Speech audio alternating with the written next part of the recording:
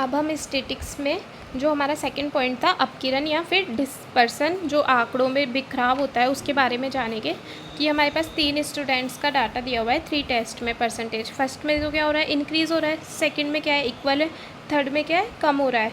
तो इसमें जबकि एवरेज तो तीनों समान है, तो केंद्रीय प्रवृत्ति माप यानी माध्य से हम बता नहीं सकते कि कौन सा डेटा अच्छा है, क्योंकि तीनों का समान माध्य आ रहा है।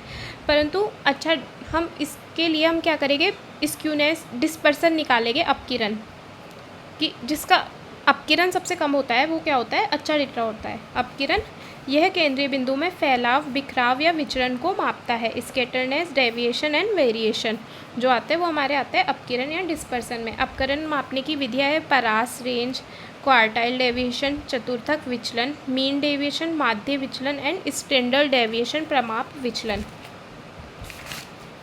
अब परास कैसे निकालते हैं, जो L माइनस एक्स यानी x maximum minus x minimum यानी लार्जेस्ट ऑब्जर्वेशन में से स्मॉलेस्ट ऑब्जर्वेशन को माइनस करके हम परास निकालते हैं। परास अधिकतम और न्यूनतम संख्या पर आधारित होती है। परास पर बाहरी संख्याओं का प्रभाव भी पड़ता है कि हम लोएस्ट मैक्सिमम माइनस मिनिमम कर रहे हैं, तो यानी अधिकतम और न्यूनतम संख्या पर आधारित हो गई, और इस पर किसका बाहरी संख्याओं का प्रभाव पड़ता है। फिर परास गुणांक कैसे निकालते हैं, L minus x upon L plus S, और जो परास गुणांक होता है वो 0 से 1 के बीच में होता है, यूनिट फ्री, इकाई नहीं होती है।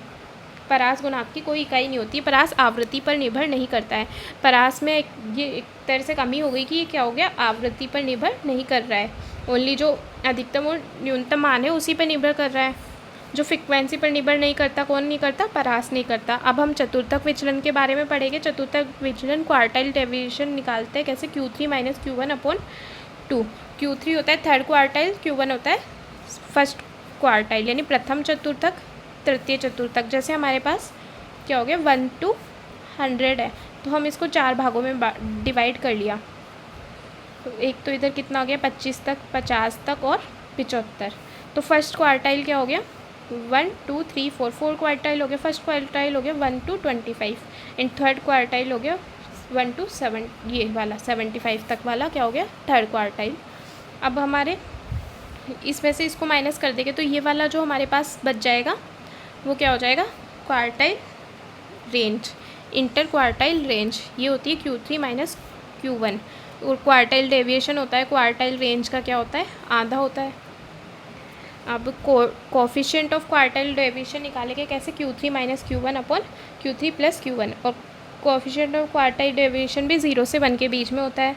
क्वार्टाइल डेविएशन मध्य की 50% संख्याओं पर आधारित होता है। ये हमने यहाँ पर देखा कि 3 में से 1 को माइनस कर देंगे तो बीच की जो 50% संख्या बचेगी उन पर आधारित होता है।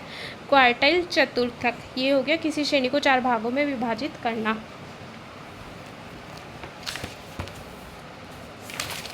अब चतुर्थकों की संख्या कितनी होती है, 3 होती है, कि हम Q1 Q2 और Q3 4 भागों में विभाजित कर रहे हैं। तो